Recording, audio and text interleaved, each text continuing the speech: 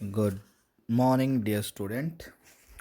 हमारा जो last topic था उसमें हमने टोटल एनर्जी की बात की थी कि जब इलेक्ट्रॉन रिवॉल्व होता है किसी भी न्यूक्लियस के चारों तरफ तो वो कितनी टोटल एनर्जी अपने साथ पोजेस करके रखता है। अब एक चीज़ देखिए, इस टोटल एनर्जी में यहाँ पर नेगेटिव साइन है और ये जो नेगेटिव साइन है आपका ये रिप्रेजेंट कर रहा है कि इलेक्ट्रॉन जो है वो अट्रैक्टेड है बाय न्यूक्लियस। ठीक है ना, ये नेगेटिव चार्ज अट्रैक्शन को रिप्रेजेंट कर रहा है यहाँ पर। ठीक है ना, तो कई बार हम यहाँ से एक डेफिनेशन और निकालते हैं और उसका नाम है बाइंडिंग एनर्जी ऑफ इलेक्ट्रॉन। ठीक है, तो कुछ नहीं, जो इलेक्ट्रॉन को एटम से बाहर निकालने के लिए जितनी भी एनर्जी दी जाती है that is known as binding energy. ठीक है ना, इलेक्ट्रॉन को अगर आप इस एटम के इस सेल से बाहर निकालेंगे तो जो एनर्जी दी जाएगी वो बाइंडिंग एनर्जी। और एक्चुअल में आपको पता ही है कि अगर इसको हमें यहाँ से बाहर निकलना है तो जिस सेल में इसकी जितनी टोटल एनर्जी है इसे उतनी ही एनर्जी क्या करनी पड़ेगी, सप्लाई करनी पड़ेगी। ये बाइंडिंग एनर्जी का कॉन्सेप्ट आपने ग्रेविटेशन की यूनिट में भी देखा है, आप इसे वहीं से रिलेट कीजिए, सेम कॉन्सेप्ट। ठीक है, तो ध्यान रखना नेगेटिव साइन यहाँ रिप्रेजेंट कर रहा है कि electrons are attracted by the nucleus, attractive nature है। आज का हमारा जो टॉपिक है वो है फाइन स्ट्रक्चर कांस्टेंट। ठीक है, फाइन स्ट्रक्चर कांस्टेंट कुछ नहीं होता, इसको आप कह सकते हैं रेशियो। अब भाई किस किस का ratio? Ratio of velocity.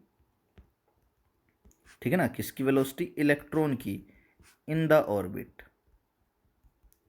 Velocity of electron in the orbit to the speed of light in vacuum. ठीक है ना, fine structure constant it may be defined as ratio of velocity of electron in the orbit to the speed of light in vacuum। तो यहाँ से हम इसको represent करते हैं अल्फा के साथ। तो अल्फा क्या आ जाएगा? अल्फा हमारे पास में हो जाएगा velocity of electron divided by speed of light. अब देखिए, जो इलेक्ट्रॉन की वेलोसिटी है उसका फॉर्मूला हम पहले ही निकाल चुके हैं। क्या था? Z e square divided by 2ε0 NH।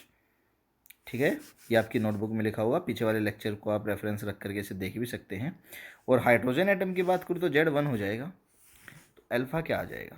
Alpha आ जाएगा जेड ई स्क्वायर अपॉन में 2ε0 NH और अपॉन में C, यही आ जाएगा।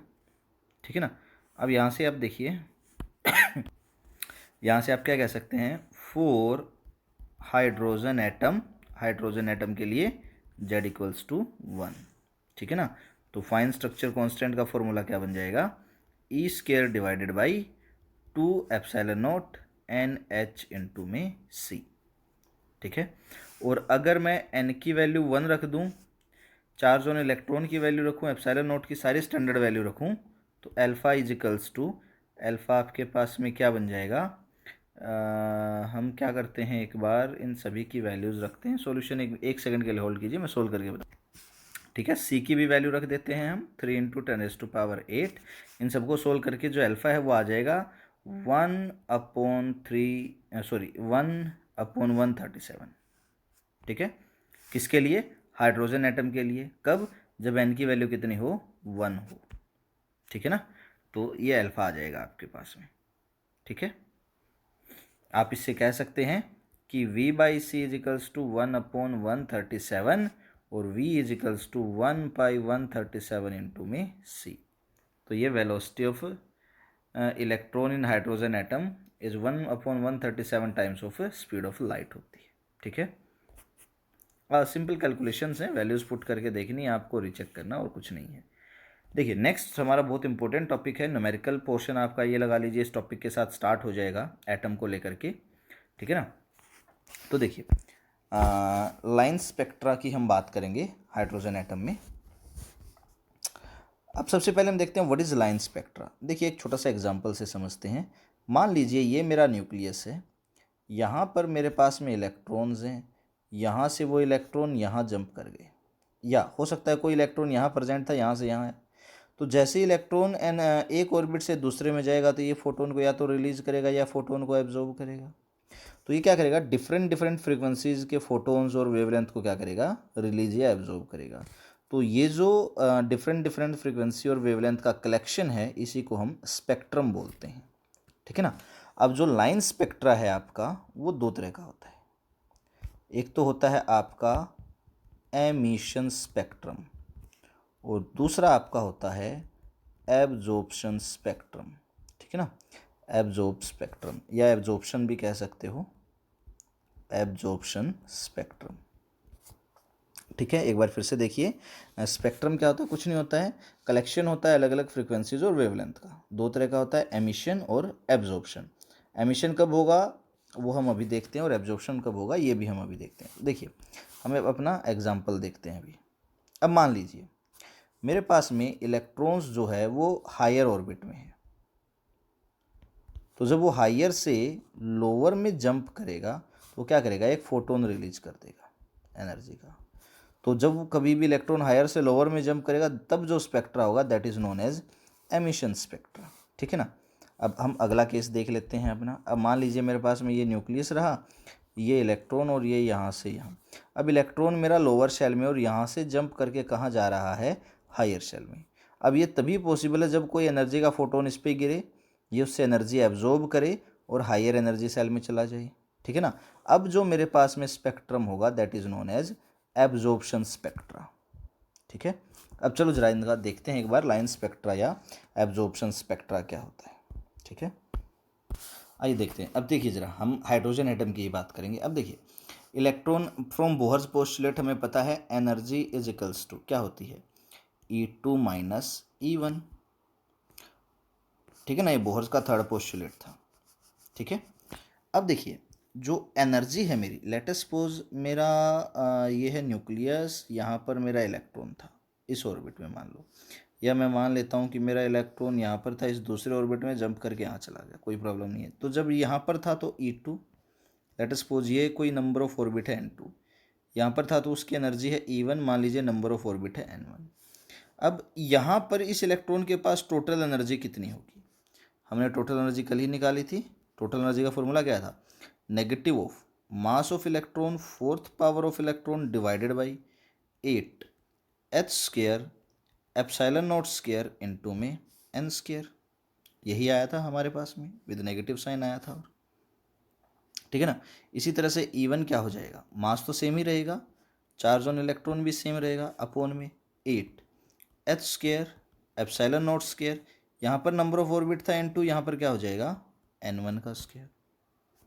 E1 और E2 दोनों की वैल्यूज आ गई मेरे पास में, ठीक है ना। ये भी नेगेटिव साइन के साथ आएगा, ध्यान रखना।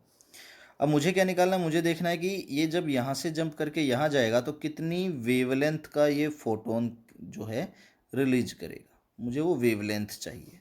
अब देखिए इस इक्वेशन से देखिए मेरे पास एनर्जी है E2 माइनस E1, मुझे वेवलेंथ चाहिए। अब मैं क्या कह सकता हूँ, मैं इजीली कह सकता हूँ कि भाई मेरी एनर्जी तो h न्यू के बराबर है फोटोन की, और फ्रीक्वेंसी किसके बराबर होती है, c बाई लेमडा के। तो मैं यहाँ से क्या कह सकता हूँ, HC by lambda is equals to E2 minus E1, ठीक है ना। एक बार फिर से देखिए, ये था बोर्स का थर्ड पोस्टुलेट कि जब इलेक्ट्रॉन एक सेल से दूसरे सेल में, एक ऑर्बिट से दूसरे ऑर्बिट में जंप करेगा, एनर्जी लेवल से दूसरे एनर्जी लेवल में जंप करेगा, तभी वो फोटोन को एब्जॉर्ब या रिलीज करेगा। तो यहाँ से हमें पता था सेकंड में उसकी एनर्जी कितनी होगी, कल ही निकाली थी, फर्स्ट में कितनी होगी, कल ही निकाली थी, और हमें पता है एनर्जी तो H न्यू बराबर HC बाई लेमडा होता है, ठीक है ना। तो यहाँ से हमारे पास ये इक्वेशन बन गई। मान लो ये मेरी पहली इक्वेशन है, ये मान लो मेरी दूसरी इक्वेशन है, ये मान लीजिए तीसरी है, ये मान लीजिए मेरी फोर्थ इक्वेशन है। अब देखिए यहाँ वैल्यूज़ पुट करता हूँ तो मेरे पास में क्या आ जाएगा, HC by lambda is equals to, मैं सबसे पहले E2 की वैल्यू पुट कर देता हूँ, negative of m e⁻⁴ divided by 8h² epsilon naught square N2 square, ये आ जाएगा। माइनस में E1 की वैल्यू पुट कर देता हूँ, नेगेटिव में E1 की वैल्यू पुट की, minus of m e⁻⁴ divided by 8h² epsilon naught square N1 square, ये बन जाएगा। अब देखिए यहाँ से HC बाई लेमडा तो एज इट इज़ रख लेते हैं, जो चीज़ें कॉमन आ रही है बाहर निकाल देते हैं, m² m e⁻⁴ यहाँ है, m e⁻⁴ यहाँ है, कॉमन आ गया, बाहर आ गया, 8 एच स्क्वायर इधर है, 8 एच स्क्वायर इधर है, कॉमन आ गया, बाहर आ गया, एप्सिलॉन नॉट स्क्वायर इधर है, एप्सिलॉन नॉट स्क्वायर इधर है, कॉमन आ गया, बाहर आ गया। अब अंदर क्या बचा, देखिए ये नेगेटिव नेगेटिव पॉजिटिव हो जाएगा, तो 1/n1 स्क्वायर, और ये माइनस ही रहेगा, माइनस में 1/n2 स्क्वायर। मुझे तो वेवलेंथ चाहिए, एच सी को भी इधर नीचे ले आता हूँ, तो 1/λ is equals to m e⁻⁴ divided by 8 h square epsilon naught square h c 1/n1 square minus 1/n2 square. ठीक है ना, ये बन जाएगा। हाँ, किसी को अगर कोई डाउट है तो एक प्रॉब्लम यहाँ, एक डाउट अराइज हो सकता है कि मैंने एनर्जी को m e⁻⁴ 8 h square epsilon naught square n2 square लिखा है। तो यहाँ ध्यान रखना कि हम किसके स्पेक्ट्रा की बात कर रहे हैं, हाइड्रोजन के स्पेक्ट्रा की। तो मैंने यहाँ पर Z की वैल्यू क्या रख दी है, मैं यहाँ अलग से मेंशन भी कर देता हूँ, कोई कन्फ्यूज़न नहीं होना चाहिए। 4Z is equals to 1। तो जब Z की वैल्यू मेरी 1 थी तभी मेरा ये फॉर्मूला इम्प्लीमेंट होगा। अगर आप Z की वैल्यू 1 नहीं ले रहे हो तो आपको यहाँ पर Z की वैल्यू E2 के साथ में क्या करनी पड़ेगी, यूज करनी पड़ेगी। मैं लास्ट में बता भी दूंगा, ठीक है ना। तो ये आ जाएगा देखिए आपके पास में। अब देखो ये जो सेक्शन है मेरा, अगर मैं इस सेक्शन की बात करूँ, मैं यहाँ लिख देता हूँ m e⁻⁴ divided by 8 square epsilon naught square और एच सी।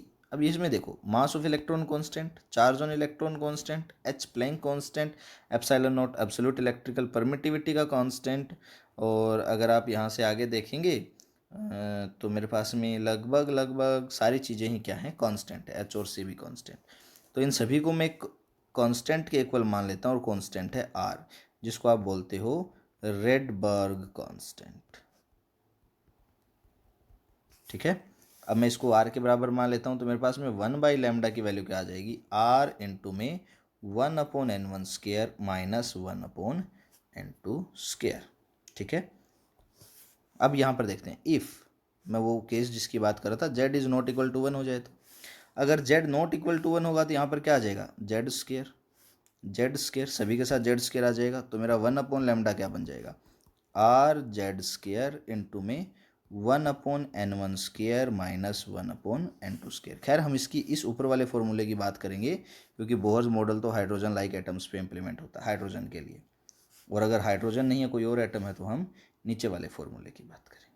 ठीक है, मैं एक बार फिर से आपको बता देता हूँ, कन्फ्यूज़न बिल्कुल नहीं क्रिएट करना है। देखिए हमारे पास में जो फॉर्मूला था एनर्जी का वो था यहाँ पर जेड स्क्वायर भी था ना, और हमने क्या कहा था, हाइड्रोजन एटम के लिए जेड मेरा इक्वल्स टू क्या हो गया था, 1।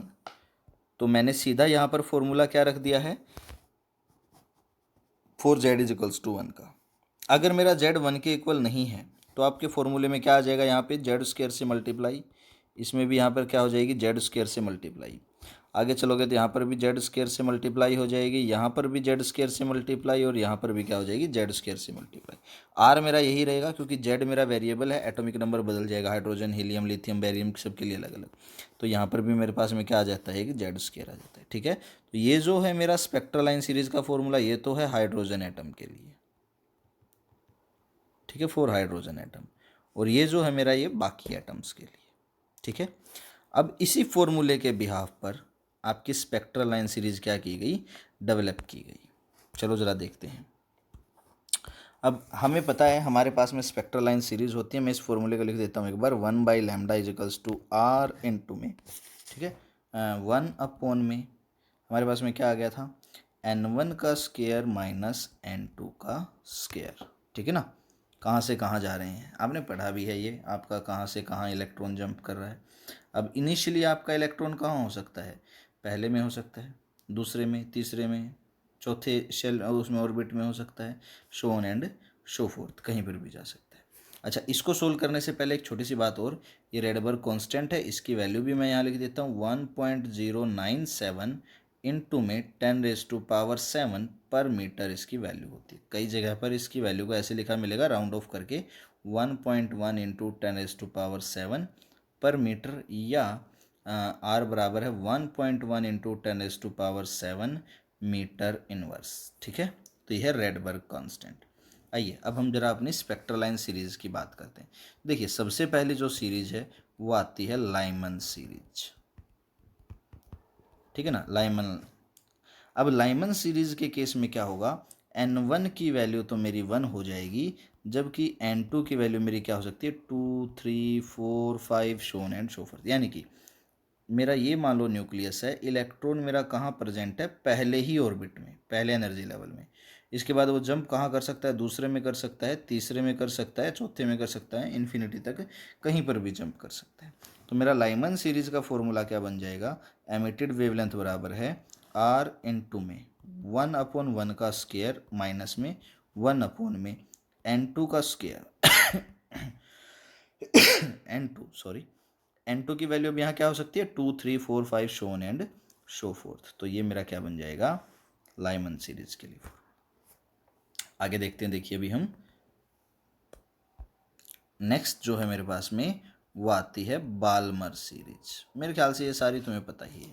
अब बाल्मर सीरीज के लिए फॉर्मूला देखते हैं। देखिए बाल्मर सीरीज के अंदर n1 की वैल्यू कितनी हो जाएगी 2, n2 की वैल्यू कितनी हो जाएगी 3 4 5 शोन एंड सो फोर्थ। तो बाल्मर सीरीज के लिए फॉर्मूला क्या बन जाएगा 1/λr इजिकल्स टू 1/n2 यानी कि 2 का स्क्वायर माइनस में n1 का स्क्वायर माइनस में n2 का स्क्वायर। n2 की वैल्यू मैंने ऊपर बता दी। ठीक है, अब नेक्स्ट उसके बाद में क्या आ जाएगी आपके पास में पाश्चन सीरीज। पाश्चन सीरीज के लिए आपको पता ही है n1 की वैल्यू कितनी हो जाएगी 3, n2 की वैल्यू कितनी हो जाएगी 4 5 6 शोन एंड सो फोर्थ।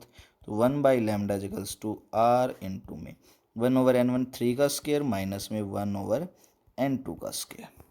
ठीक है ना, ठीक है। इस तरह से आप बाकी सारी सीरीज़ भी मेरे ख्याल से निकाल सकते हो। तो मैं ज़्यादा सा बाकी सब के बारे में डिटेल में नहीं जा रहा हूँ, मैं सीधा फार्मूला लिख रहा हूँ। आप सबको पता ही है फार्मूला कैसे आया है। नेक्स्ट क्या थी आपके पास में ब्रैकेट सीरीज़, और ब्रैकेट सीरीज़ के अंदर क्या हो जाएगा आपका n1 की वैल्यू, देखो नेक्स्ट एक बढ़ाते चलेंगे, 3 थी तो यहाँ पर कितनी हो जाएगी 4, और n2 की वैल्यू कितनी हो जाएगी 5 ऑनवर्ड हो जाएगी यहाँ पर। ठीक है, तो फार्मूला क्या बनेगा 1/λr 1/4 का स्क्वायर माइनस 1/n2 का square, where n2 equals to 5 6 7 so on and so forth. ठीक है, उसके बाद नेक्स्ट थी आपके पास में पफंड सीरीज़, या पिफंड भी बोलते हो आप इसको। ठीक है ना, अब यहाँ पर हम बात करें इसकी तो एक और बढ़ा दीजिए, n1 की वैल्यू हो गई 5, n2 की वैल्यू क्या हो जाएगी 6 7 8 shown and so fourth. Formula क्या बन जाएगा r इंटू में 1/5 का स्क्वायर माइनस 1/n2 का स्क्वायर। ठीक है, और इसी तरह से हमारे पास में नेक्स्ट क्या आ जाएगी, एक और सीरीज़ थी हमफ्रे के नाम से आप इसे जानते हो। ठीक है ना, तो मैं ये भी बता देता हूँ हमफ्रे। हमफ्रे के केस में क्या हो जाएगा आपके पास में, एक और बढ़ा दीजिए, यहाँ पर कितना था n1 5 सॉरी, तो n2 की वैल्यू कितनी हो जाएगी यहाँ पर 6, सॉरी n1 की वैल्यू कितनी हो जाएगी यहाँ पर 6, और n2 की वैल्यू कहाँ से स्टार्ट हो जाएगी 7 8 9 शो एंड सो फोर्थ। तो 1/λ r 1/6 का स्क्वायर माइनस 1/n2 का स्क्वायर। तो यह आपके पास में आ जाएंगी आपकी स्पेक्ट्रल लाइन सीरीज़। इनकी एप्लीकेशंस क्या है वो हम आगे आने वाले लेक्चर्स में देखेंगे। अभी फ़िलहाल मैं आपको एक चीज़ और बता देता हूँ। कई बार एग्जामिनर स्पेक्ट्रल सीरीज़ से दो तरह के क्वेश्चन कर लेता है। एक क्वेश्चन तो है कि कौन सी सीरीज कहाँ किस रीजन में लाई करती है, भाई इनमें से विजिबल लाइट कौन सी है, इंफ्रारेड कौन सी सीरीज देती है, अल्ट्रावायलेट कौन सी देती है। तो इनको याद रखने की एक छोटी सी ट्रिक है, उस ट्रिक को आप ऐसे याद रख सकते हैं। आप एक ही चीज़ याद रखना आपको, और वो है विबग्योर। ठीक है, तो यह है आर, तो आर से आगे की तरफ तो आ जाएगा इंफ्रारेड IR इंफ्रारेड, और यह है वी से पीछे की तरफ क्या आ जाएगा आपका अल्ट्रावायलेट, तो यहाँ आ जाएगा अल्ट्रा वायलेट। ठीक है, अब मैं यूवी ही लिख देता हूँ यहाँ पर, तो यूवी सॉरी। ठीक है, अब ज़रा सीक्वेंस लिखनी स्टार्ट करते हैं। देखो विबग्योर तो वाइट लाइट है, इसको हम बोलते हैं विजिबल लाइट भी। ठीक है ना, तो मैं आगे इसकी सीक्वेंस लिख देता हूँ। देखिए अब क्या है, ये मेरे पास में हो गई विबग्योर। ठीक है, यानी कि ये आपकी हो गई विजिबल लाइट। ठीक है, इससे इस तरफ मैं चलता हूँ तो मुझे क्या मिलता है इंफ्रारेड IR, और इस तरफ मैं चलता हूँ तो मुझे क्या मिलता है UV। अब जो मेरा इंफ्रारेड है वो फर्दर 3 पार्ट्स में है, एक तो है नियर इंफ्रारेड, एक है मिड इंफ्रारेड, एक है फार, और एक को हम बोलते हैं वेरी फार इंफ्रारेड। ठीक है। अब चलो मैं अपनी सीक्वेंस लिखनी स्टार्ट करता हूँ। सबसे पहले मेरे पास में जो सीक्वेंस आई थी, सबसे पहली सीक्वेंस थी लाइमन, तो मैंने लाइमन लिख दी। उसके बाद में थी बाल्मर, तो मैंने बाल्मर लिख दी। उसके बाद क्या थी पाश्चन, मैंने पाश्चन लिख दी। उसके बाद क्या थी ब्रैकेट, मैंने ब्रैकेट लिख दी। उसके बाद क्या थी पफंड, मैंने पफंड लिख दी। उसके बाद क्या थी हमफ्रे, लिख दिया। अब देखिए यूवी, तो लाइमन सीरीज़ कौन से रीजन में लाई करती है, यूवी में। बाल्मर सीरीज विजिबल में, पाश्चन इंफ्रारेड में, ब्रैकेट इंफ्रारेड में, पफंड इंफ्रारेड में, हमफ्रे इंफ्रारेड में। पाश्चन नियर इंफ्रारेड में, ब्रैकेट मिड इंफ्रारेड में, पफंड फार में और हमफ्रे वेरी फार में। तो ये इनके थे रीजन, किस किस रीजन में कौन सी कहाँ लाई करती है। आज के लिए इतना ही। अब इसका आगे एक पार्ट और आएगा जिसमें हम इनकी बात करेंगे, एप्लीकेशंस क्या हैं, ठीक है, यूजेस क्या हैं। Okay, thank you, have a great day.